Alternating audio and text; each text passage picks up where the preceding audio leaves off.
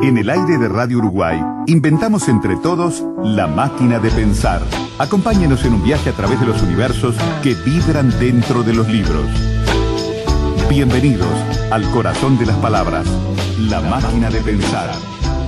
Conduce Pablo Silva Olazábal.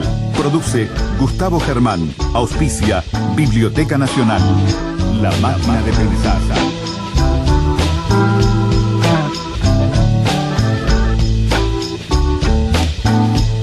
Amigos, ¿cómo están? Bienvenidos a Radio Uruguay, bienvenidos a La Máquina de Pensar.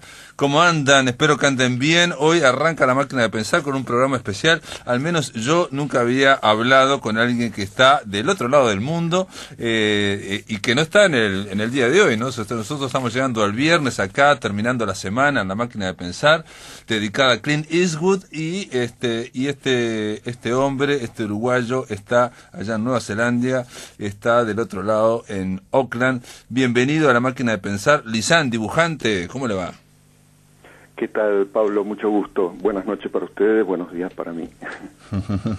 ¿A qué hora es allá? Son las 11, ¿no? No. 10:04 porque recientemente cambió el horario. Bueno, Lisan, vos tenés naciste acá en Trinidad, en Uruguay, empezaste como dibujante, pero al principio creías en los 70 que tenías ganas o el impulso de ser escritor y contás una cosa muy muy graciosa de cómo conociste a Mario Lebrero, que es porque te estamos llamando. Amigos, acaba de salir no hace tanto un libro sorprendente para lo que es la industria editorial uruguaya.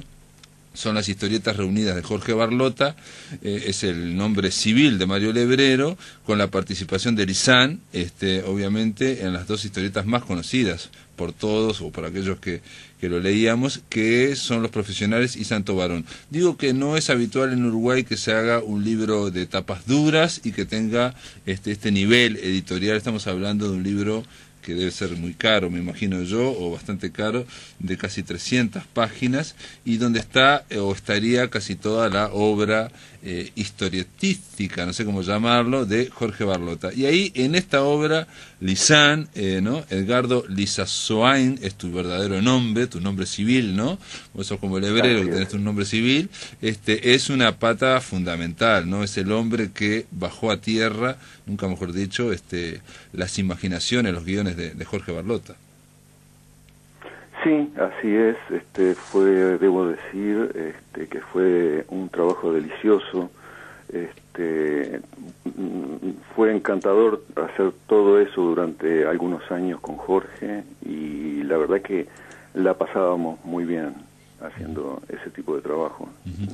Me refiero exactamente a profesionales, primero Santo Varón y posteriormente profesionales. Santo Varón, Santo Varón es una historieta, después vamos a seguir hablando de lo que te dije, de tus tanteos como escritor, ¿no? Y esa especie de encuentro avant la lettre que tuviste con Lebrero, ¿no?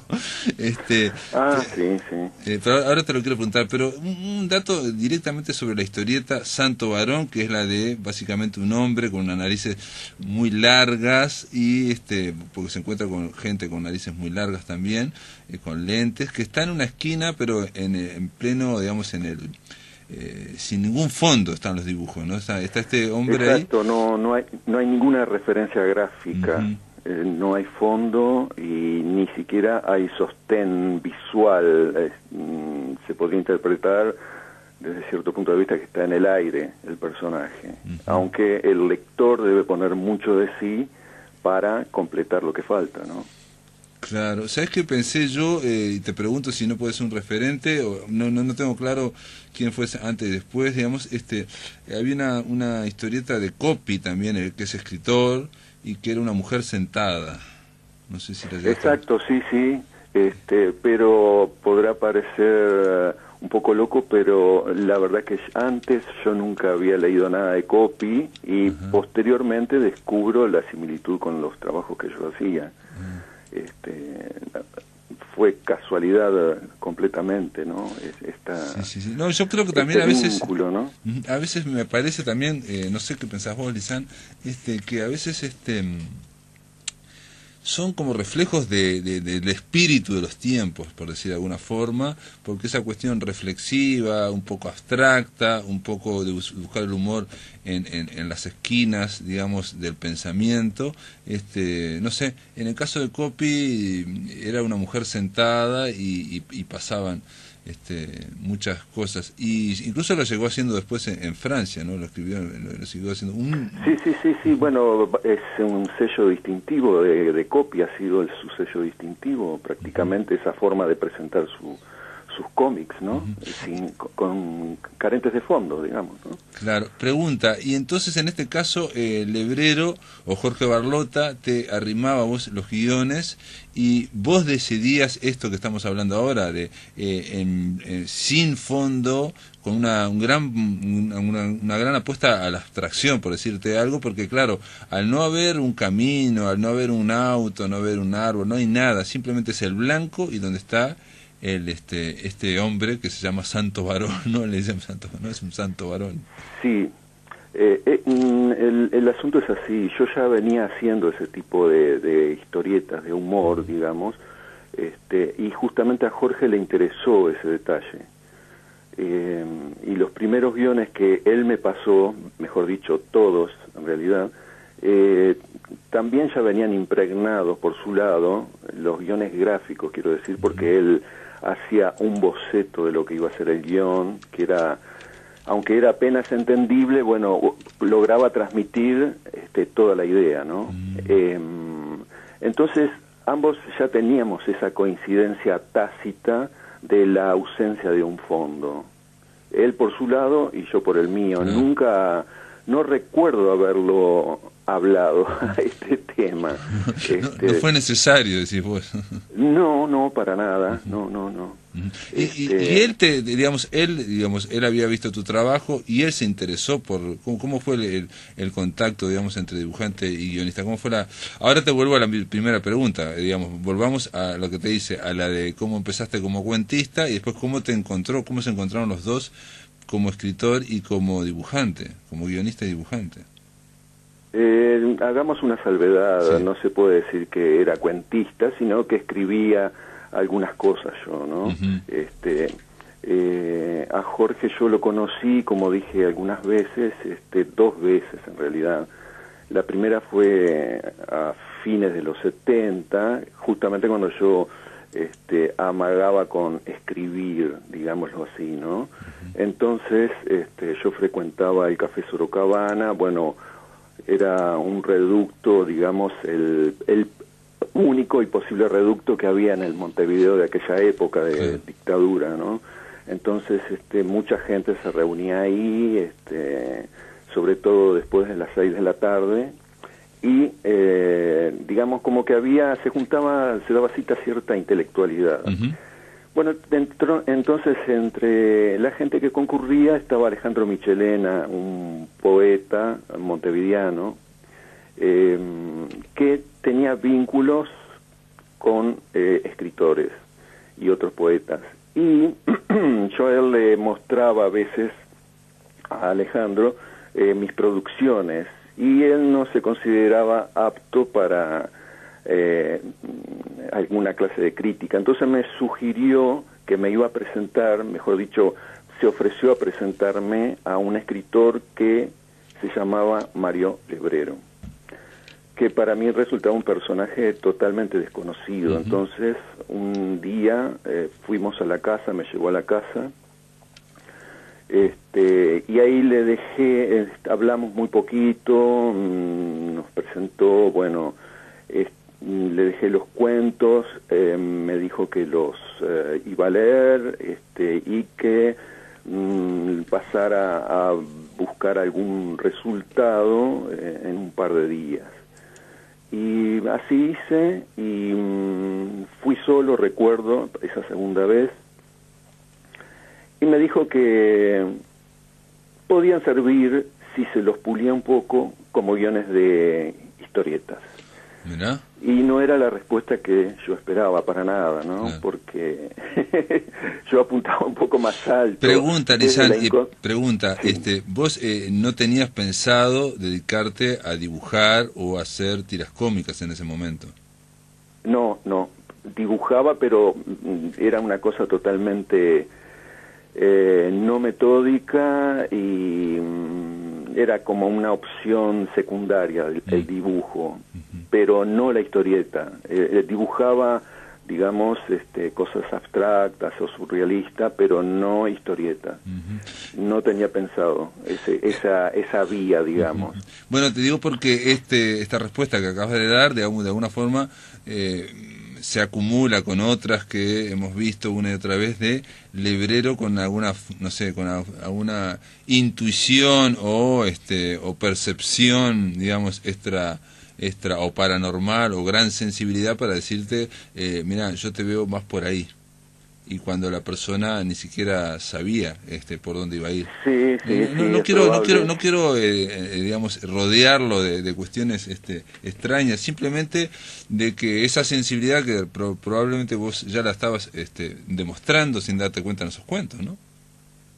Sí, es probable. Y otro detalle no menor era que yo leía mucha historieta de todo tipo, ¿no? Sí. Y seguramente en algún aspecto eso debe haber trasuntado, se debe haber transferido a la conformación del texto, ¿no? Por supuesto, de alguna forma, que él advirtió de que más que en forma de cuento estaba planteado en forma de historieta el relato por ahí, a riesgo, ¿no? Sí, de acuerdo. No es habitual también que alguien que escriba cuentos sea un lector voraz de historietas, por ejemplo, ¿no? Viste que a veces estaban como, y sobre todo en los 70, ¿no? Como vistas un poco como subgénero, ¿no? Exacto, e incluso paradojalmente para mí constituía un subgénero, durante muchos años constituyó un subgénero, y de ahí es que yo no, es decir, el dibujo surrealista o el dibujo abstracto, trabajado con tinta china, me resultaba como más serio. Claro. Que emprender un viaje por el territorio de la historieta, ¿no? Claro. Entonces, volviendo al punto, me retiré ese día totalmente desilusionado y, como dije en algún momento, bajé una persiana a ese asunto con Lebrero y lo olvidé por completo, lo consideré una opinión dudosa, digamos, ¿no? Sí, no le diste demasiada validez porque, claro, digamos, te tiró un balde de agua encima fría y, bueno, no, a nadie les gusta que le tire un balde de agua fría. Exacto, y también ahí en ese tipo de decisiones que uno toma, lo hace desde la juventud, desde la inoperancia. O de la ambición máxima, ¿no? De la máxima ambición, de que todo es posible. Exacto, ¿no? ¿Y seguiste escribiendo cuentos, no? Sí, seguí escribiendo, y un poco más volcado al humor, y posteriormente empecé, la verdad que no recuerdo exactamente cómo fue, pero empecé a hacer chistes, viñetas, digamos, lo que son los típicos chistes tipo Quino o quien fuera, ¿no? ¿De 4 cuadritos, así, tiras cómicas? No, ¿O de un solo cuadrito. De un solo cuadrito. Exactamente, un chiste. ¿Y eso lo publicabas en algún lado? En la revista Noticias, en base a persistencia. ¿Y qué era la revista Noticias? Perdona mi ignorancia. ¿La revista Noticias de dónde? ¿Aquí, de Montevideo? ¿No? Exacto, sí, la revista Noticias de Montevideo, que se editaba y tenía la redacción en la calle Garibaldi. La dirigía Danilo Orbilla. Mirá. Y la secretaria, no me puedo acordar quién era la secretaria. Danilo Orbilla, que después se fue uno de los fundadores de Búsqueda, ¿no? Del semanario Búsqueda. Exactamente. Y bueno, se apiadaron de mi insistencia y perseverancia y empezaron a publicarme, y eso fueron mis primeras publicaciones.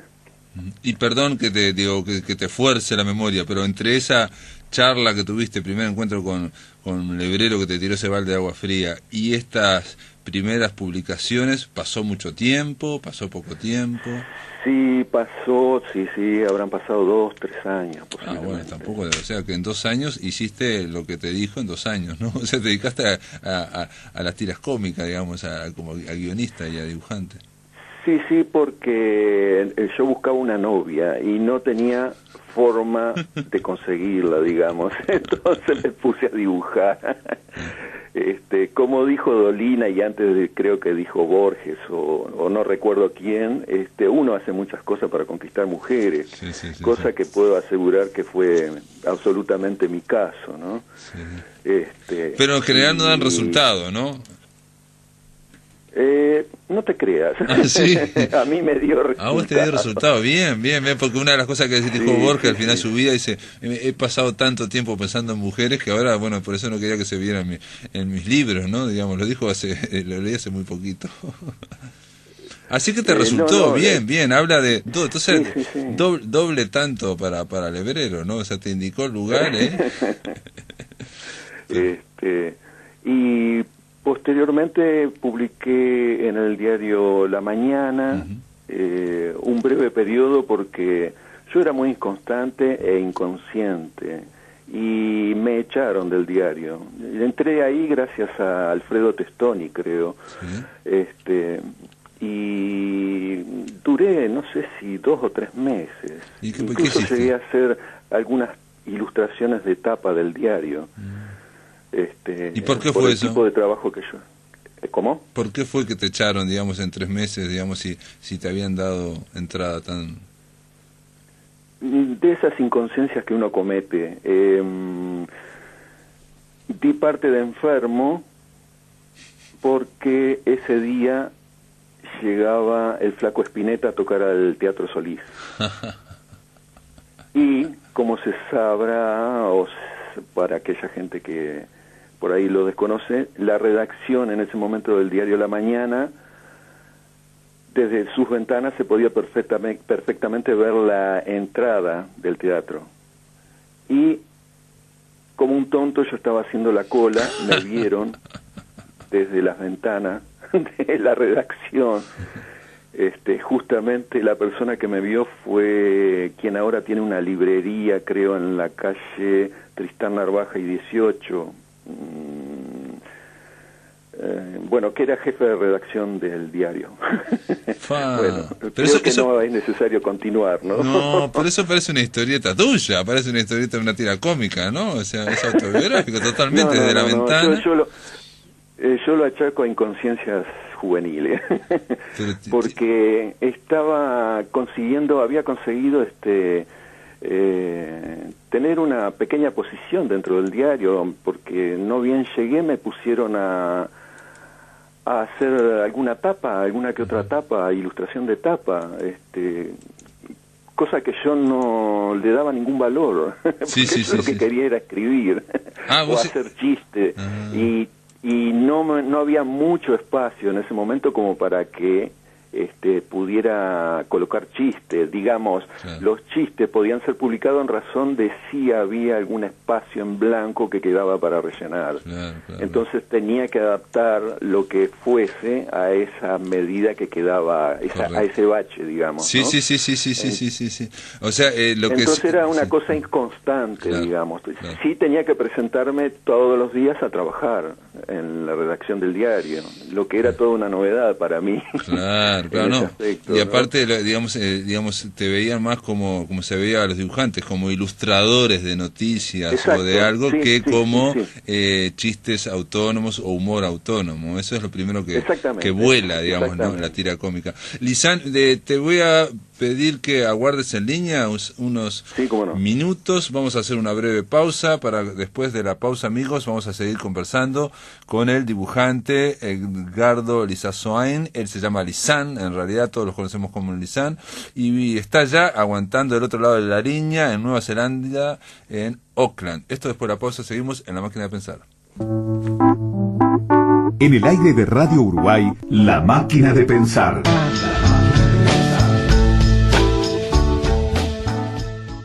Amigos, continuamos en La Máquina de Pensar, estamos conversando en torno a este libro que se editó hace muy poco tiempo aquí en Uruguay, Historietas Reunidas de Jorge Barlota. Es un libro, bueno, se podría decir que es una novela gráfica, no, son un libro de tiras cómicas o de historietas y también de algunas historietas inéditas del propio Lebrero que dibujaba él, que son muy psicodélicas, en fin, hay toda una serie de la nueva lógica o una serie de dibujos que tienen hechos por el propio Lebrero. Y también trae tres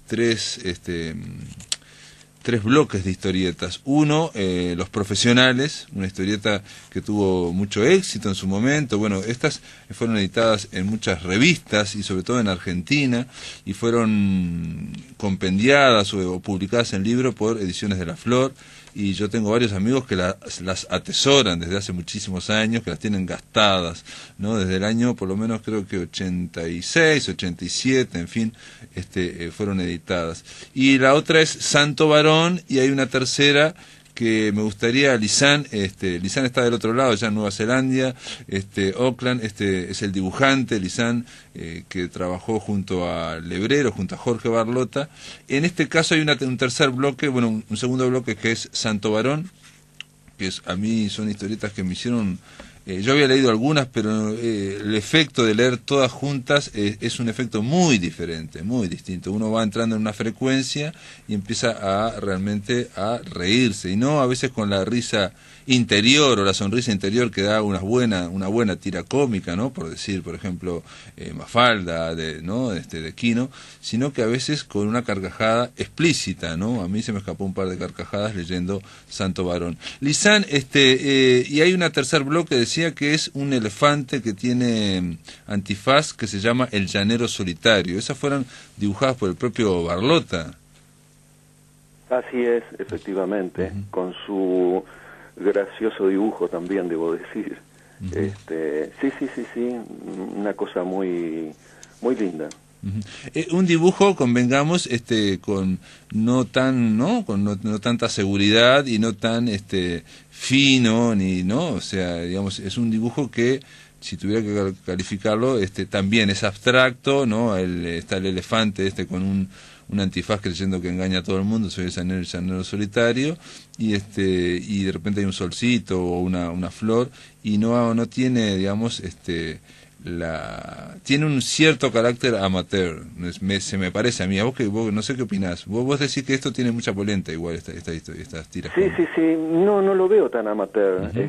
Hay, comparándolo con todos los demás trabajos de él, me parece decididamente el menos amateur. Claro, sí, estoy de acuerdo. Sí. Dentro de la gráfica, no, para nada, por Dios, no estamos hablando de su literatura, ¿no? Sí, tiene todos los signos de algo ya más profesional, ¿no? La disposición de los cuadros, el destaque de algunos sobre otros, en una tira de 3, por ejemplo, recuadraba uno. Exacto. Para hacer menos monótona el fluir del relato, ¿no? Sí. Digamos, hay unos preciosismos que no son tan amateur, digamos. No, en eso, en la distribución de que estás hablando, de las viñetas, incluso hay algunas que son un poco curvas, otras son con la clásica, digamos, rejilla, y otras simplemente es una línea que va dividiendo las 3 viñetas. Sí, claramente, o por ejemplo, culminar la historieta con una viñeta que sea grande, ¿no? Que ocupe las 3 viñetas. Habla de un lenguaje, digamos, en plan cómic o en plan cinematográfico, digamos, llevado al cómic, que está mucho más pensado. Exacto, ya lo maneja mejor, sí, de acuerdo. Exacto. Yo me refería al dibujo, digamos, específicamente, y sobre todo no tanto cuando está con el elefante, que más o menos tiene dominado, sino con algunos otros. Pero bueno, nada, es un comentario mío sin ninguna validez. Y las otras historietas... Son esas cosas que transitan, ¿no? En esa ambigüedad que puede interpretarse como cándidamente profesional o a la inversa, ¿no? Claro, claro. No, aparte, digo, vos sabés que, digo, yo creo que en literatura y en todas las oficios y en todas las artes hay como un grado de técnica que no es muy difícil de saber, pero cuando cualquier cosa ya queda como profesional, aunque no sea muy buena, y cualquier cosa, aunque sea muy buena, todavía queda como amateur, digamos, ¿no? Exacto, sí, sí. Digamos, él en lo del elefante estaba, y de todas formas cumple el objetivo, y también me reí varias veces me reí, por ejemplo, arranca las primeras historietas que son las más rudimentarias, obviamente, de este elefante, de este llanero solitario que tiene un conocido, una amiga que es una serpiente, Jesse James, se llama La Serpiente, sí. Que dice, parece que hay una payada entre Sorba el griego y Sinué el egipcio, y se va para allá, ¿no? Uh-huh. Me pareció, a mí me causó mucha gracia, y me pareció, bueno, de esa cuestión muy rioplatense, me hizo acordar a Juseca también en algunos momentos, pero bueno, no. Es absurdo. Y de las otras historietas, ¿qué podemos decir, Lisandro, digamos, de las que son más, supongo yo que cuando decías que vos hacías dibujos surrealistas con tinta china, también tendrían que ver con ¿no? afinidades con estas que hace Lebrero antes, que hizo de la Nueva Lógica, por ejemplo, ¿o no? Sí, no, lo mío era más más definido, no tan abstracto como lo que él plasma ahí en esos dibujos, era otro tipo de cosa. Pienso que todo eso corresponde a una época de mucha introspección de él, de experimentación con el yo y con el entorno, ¿no? Sí, son dibujos a veces que parecen hechos para uno mismo, ¿no? Como puede ser cuando uno exacto, dibuja para uno mismo. Sí, o para un muy reducido grupo de personas, como bien aparece determinado en algunos momentos, ¿no? Con comentarios de sus amigos puestos al pie, ¿no? Sí. Robertito, fulano, ¿no? Y Ricardito, no Robertito. Sí, Ricardito con alevosía se llamaba, es la dedicatoria que hace en ese gran libro que también tiene mucho historieta, que se llama Nick Carter, ¿no? Que para mí es de los mejores de Lebrero, ¿no? Sí. Realmente tiene una fuerza impresionante. Bueno, vos, Lisandro, fuiste a Argentina, digamos, después coincidiste con él o no coincidiste más con Lebrero. Le planteaste esto del elefante, de llevarlo, porque también el elefante ese lo podrías haber dibujado vos también, ¿no? Y reflotado todas esas guiones. No, eso ya estaba finiquitado cuando yo lo conocí a Jorge. Es decir, cuando lo conocí por segunda vez, a través de Elvio Gandolfo, que esto es un poco retomando y llevando esta historia hacia atrás, ¿no? Sí. Cuando empezó a salir la revista El Dedo en Uruguay, que fue que me puso en contacto con Jorge Barlota, no con Mario Lebrero. Y te puso en contacto porque sabías que eras dibujante y que ¿y vos no tenías guiones o estabas buscando o por qué razón? No sabemos por qué. No. Yo tenía mis guiones y tenía una parva de guiones y de chistes ya hechos. Pero Gandolfo me dijo que había un escritor, alguien que se llamaba Jorge Barlota, así, que le interesaba mi dibujo. Entonces, allá fui con Elvio y ahí conocí por segunda vez a Jorge, sin recordar que era Mario Lebrero unos años antes. ¿Y vos no lo reconociste? ¿Cómo? ¿Vos no lo reconociste? No lo reconocí, ni él me reconoció a mí tampoco. Mucho después salió esta coincidencia suscitada, no recuerdo, por alguna conversación o algo, o por la disposición del apartamento de él. Por alguna razón vino a mi memoria en algún momento, muchos años después, aquella fallida entrevista con material de texto, ¿no? Sí. Y los dos se rieron, digamos que en realidad, bueno, hay que decir que no estaba tan descaminado, digamos, ese criterio, si se quiere, ¿no? No, pero finalmente terminamos coincidiendo. Claro. Al pasar de los años, ¿no? Y tu pregunta había sido... No, estábamos hablando de si se volvieron a ver en Argentina. Una pregunta, ¿y allá en Nueva Zelanda qué haces ahora? ¿Estás dibujando? ¿Cómo te desempeñás profesionalmente? Sí, dibujo menos. Profesionalmente estoy haciendo muy poco. Me he volcado un poco en los últimos tiempos a la animación. Estoy haciendo una tira animada con inconfesables propósitos por ahora. Y decime, pero eso no se ha publicado todavía entonces. No, es perfecto. Totalmente inédito lo que estoy preparando, y vamos a ver qué sucede. Bueno, Lisán, le digo... Sí. Cuando vayas a publicarlo, avísame, ¿no? Avísanos acá, La Máquina de Pensar, si aparte de ser animado, digo, se puede, ¿no? Hoy estamos... Bueno. Podemos perfecto. Comentarlo. Lo voy a tener en cuenta. ¿Lo podemos comentar? Lo que te quería... Sí, decime. No, decime. ¿Qué querés? Lo que te quería aclarar era que yo en Montevideo, de Montevideo me fui en el año 83. Para Buenos Aires, y ahí viví 30 años en Buenos Aires. Claro. Y hace 5 años que estoy viviendo acá en Oakland.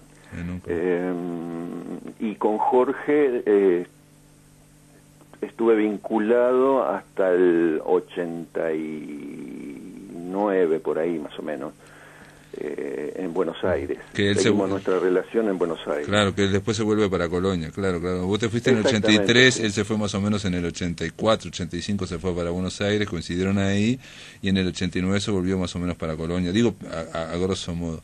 Lisán, sí. Te mando un gran abrazo, gracias por estar acá. Historietas reunidas de Jorge Barlota, editada por Criatura Editora, realmente es un tesoro, vale la pena. Y bueno, esperamos ahí noticias tuyas. Cuando publiques algo, nos interesaría muchísimo conversar con vos. Y más, te digo, Alejandro Michelena trabaja en la radio, y es columnista de un programa nuestro, de un colega nuestro que se llama El Tungelé. Así que le voy a comentar también de tu cuento. Bueno, ¿está? Te agradezco muchísimo por la entrevista. Hasta luego. En el aire de Radio Uruguay, La Máquina de Pensar.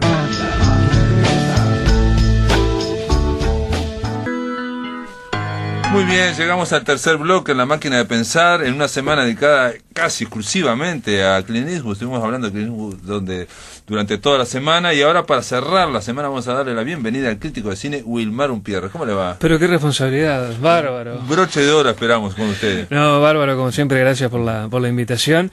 Y además, una de mis debilidades, Clint Eastwood, desde que yo tengo uso de razón prácticamente, me viene acompañando, porque... de las primeras cosas que recuerdo haber visto en televisión y luego en cine eran los spaghetti western con Sergio Leone, o sea que los repitieron hasta de canto, hasta ¿no? el hartazgo. En el Canal 12 deben haberlo pasado no menos de 100 o 150 veces. Aparte tenían los derechos para tener la cinta, o sea que la pasaban prácticamente 2 veces por mes. Siempre los miraba, y siempre me encantaban aquellos western.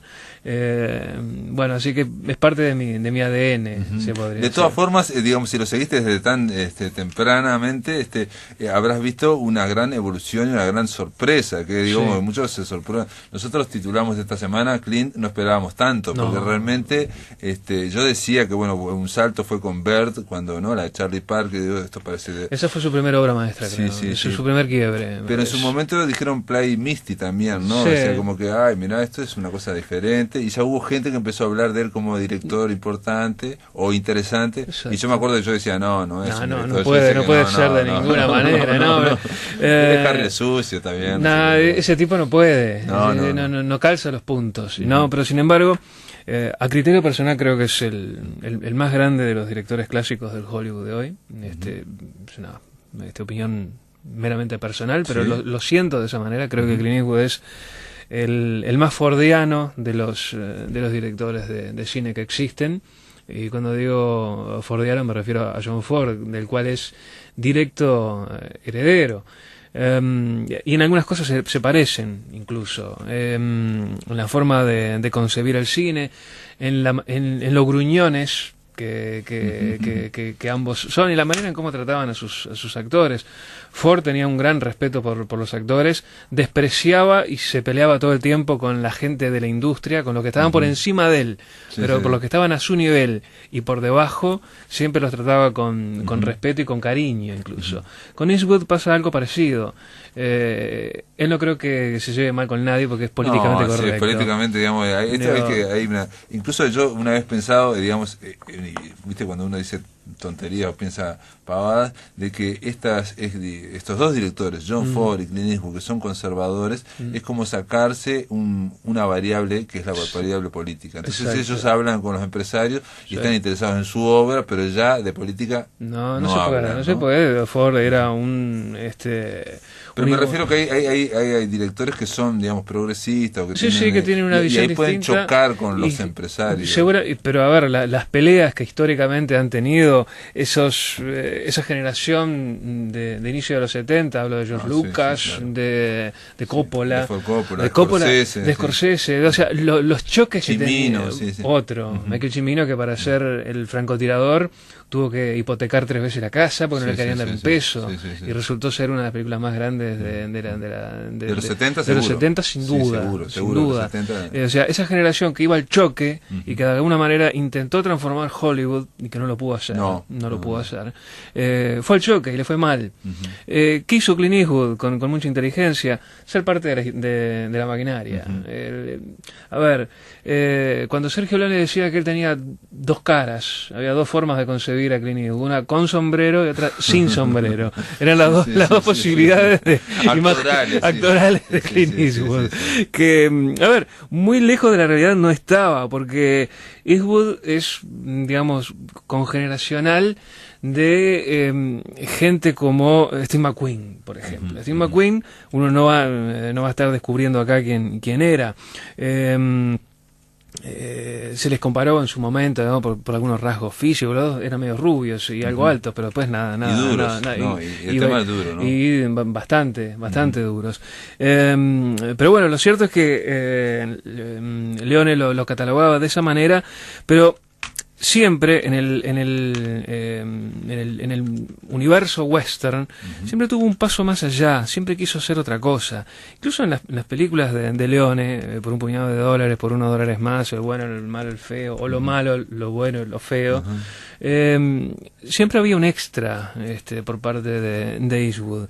Digo el western porque creo que es el género más noble del cine. Bueno, esta semana que se cumplían 107 años de Kurosawa, yo arranqué la semana una frase de Kurosawa que no conocía realmente, que la leí ahora, que Akira Kurosawa decía que John Ford era el mejor director de cine y que el western era la madre de todo el cine. Sí, claro. No, yo estoy de acuerdo. No lo conocía. Japonés, no lo conocía. Es impresionante, ¿no? Era algo tan lejano a la cultura japonesa como un western, sí, además. Bueno, pero Kurosawa sabía, y sabía mucho de cine, además. Clint Eastwood salvó el western cuando se le ocurrió hacer Los Imperdonables. Lo salvó de la caída, porque si hoy recordamos que Tarantino hizo un par de western al hilo, 2 al hilo, y además son tributarios de Leone, ¿no? de Leone, algún cuadro que remite a Ford, y también de alguna manera no lo va a reconocer nunca Tarantino, pero también algo de este señor, de Clint, en aquel video que él regenteaba, seguramente habrá visto más de una vez las películas de Clint Eastwood. Sí, el western es muy importante en la historia del cine, un día lo podemos hablar, pero él salvó el género con Los Imperdonables, y si no fuera por eso el western habría desaparecido para siempre y no habría existido estas 2 películas de Tarantino, pero tampoco habría existido El Renacido, que se terminó llevando un Oscar, etcétera, etcétera. O sea que es un género importante. Pero lo increíble de todo esto es que no daba a Clint Eastwood la talla como para decir: este hombre va a ser un grande de la historia del cine, de manera alguna, porque hasta los 30 años prácticamente era un desconocido. Hoy un actor de los carilindos, de los buenos, de los famosos, de los importantes, si a los 22, 23, 25 años ya no despuntó y no hizo 3 o 4 películas importantes, es muy difícil que llegue, ya lo fagocita la propia industria.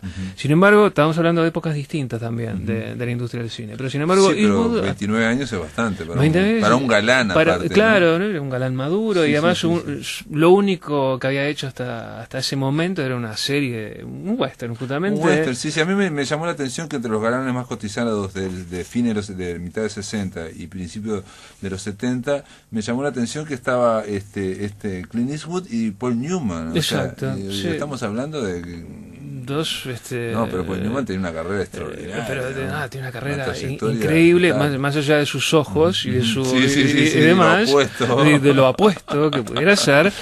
Paul Newman era un referente actoral de su generación. Claro. Es así. En cambio Clint Eastwood no, ni siquiera había en su familia alguien que lo llevara al cine todos los días. Eso tampoco pasaba. Casi que cayó de casualidad en esto del cine y se transformó en esto.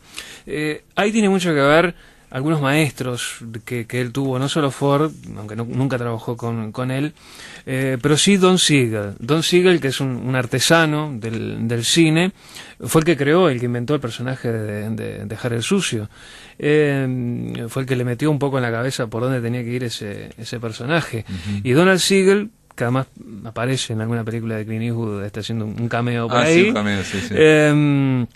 Digamos, pasó de ser aquel hombre sin nombre a transformarse en alguien. Y ese alguien se transformó mucho en la década del 80, donde prácticamente se dedicó a hacer plata, digamos, con proyectos que le encargaban. Atención, perdón que te interrumpa, estamos hablando de Don Siegel porque para Clint Eastwood es un maestro. Es un maestro. Si no estaríamos hablando no estaríamos hablando hoy de esto. Es como cuando Borges mencionaba, no quiero decir lo mismo, a Macedonio Fernández, entonces todo el mundo lo analiza, pero porque fue Borges, digamos. Si no hay alguien importante... Siempre hay un origen. En este caso es Don Siegel, que además le copió un montón de cosas a Donald Siegel. La forma la forma artesana de hacer sus películas, la economía de recursos absoluta, porque si vos le das $1 millón a Clint Eastwood y decís, mira, tienes que hacer esta película con $1 millón, él te la hace con $999,000. Él siempre va a sobrar algo. Él no malgasta plata, jamás le pide de más a los productores. O sea, jamás se hipoteca y tampoco me decían que no hace muchas tomas. Y otra cosa que creo que está en la biografía que leíste, la de Clint Eastwood, de que él no hace grandes guiones o grandes trabajos de guiones. O sea, él agarra una base de guión y por eso hace una película por año y la elige el año anterior. Claro, él se toma 1 año, 2 años para elegir el proyecto y se puede tomar 1 año más o 2 para llevarlo a cabo. Es alguien que no tiene apuro en esto. En el Imperdonables compró el guión y lo esperó en un cajón como 10 años. Lo cajoneó. Para que él tuviera la edad del actor. Él la compró se pagó los derechos en el 82, 83 y él no se sentía en ese momento capaz de hacer esa película. Sí, gran personaje William Manning, que hay que decir que el guionista es el mismo de Blade Runner, ¿no? Exactamente. El tipo que escribió Blade Runner escribió Es Imperdonable. Es el que hace el que le da vida a ese personaje irusto, árido. Que en las dos películas tienen algo en común, que es que este guionista escribe sobre asesinos. Exacto. Que son políticamente incorrectos, son asesinos, de mujeres, de niños, de hombres, no tiene ningún tipo de... Pero están complicados. Hay una cosa moral o espiritual que les está haciendo ruido, que les está doliendo. Cuando Clint Eastwood dice en Los Imperdonables, cuando llega al pueblo, acá no va a quedar nada vivo, ni siquiera las ratas se van a salvar en este pueblo, y le mirás la cara, y vos le creés, realmente el tipo va a eliminar toda forma de vida en ese pueblo. Además de ser una gran película y rodeado de enormes actores, además. Sapiola me dijo hace 2 días que a él no le gustaba tanto y que cometió ese pecado, decía, y que dijo un detalle, Los Imperdonables comienza como el antihéroe total, ¿no? Este hombre totalmente, aparte mostrándote lo que es el Far West por detrás, y termina con mitificando a ¿no? Como si fuera poniéndolo como bajo la lluvia diciendo no toquen de nuevo porque voy a volver y voy a matar a todos. Exacto. Y ahí sí le crees. Exacto. Yo la película la defiendo. Sí, gran película. Absolutamente. Sí, de acuerdo. Pero además, digo, ahí tuvo unos años muy muy brillantes, porque es el mismo tipo que hizo Los Puentes de Madison. Es el mismo director que se pone al frente de Million Dollar Baby. Es el mismo que hace ese díptico, las cartas de Iwo Jima y la conquista del honor, por ejemplo, películas que acá no tuvieron mayor trascendencia, pero yo considero que son dos enormes películas. Son muy sólidas desde el punto de vista, digamos, de la realización de películas técnico, de guerra, ¿no? Técnico, y narrativamente, digamos, son dos... sobre todo la japonesa a mí me pareció que tenía una... Y sorprende porque es el mundo japonés. Es el mundo japonés. Viendo la guerra del otro lado. Y una película muy crítica, además, tiene momentos muy críticos hacia la guerra como instrumento político, digamos, pero no hay que olvidarse de Corazón Blanco, Corazón Negro, que ahí hay un John Huston en el medio. Digamos, sí, él hace de John Wilson, que es como John Huston. Esa película a mí no me funcionó tanto, pero Alvariza la eligió ayer como la mejor de... ¿Ves? A mí me gustó, pero no me gustó tanto, digamos. ¿Qué pasó? Tengo una película que nadie mencionó durante Más allá de la vida, Hereafter. No encaja dentro del universo. Para nada. Del universo Eastwood. No encaja. Una película espiritual, de fantasmas, metafísicos, no sé qué. Rarísima, es una película por encargo también. También se le cuestiona en esta biografía que hace muchas películas por encargo. ¿Y cuáles serían por encargo, por ejemplo? Prácticamente todas se las han encargado. No sabía eso. Le han dicho, bueno, tiene ganas de hacer esta película, él estudia.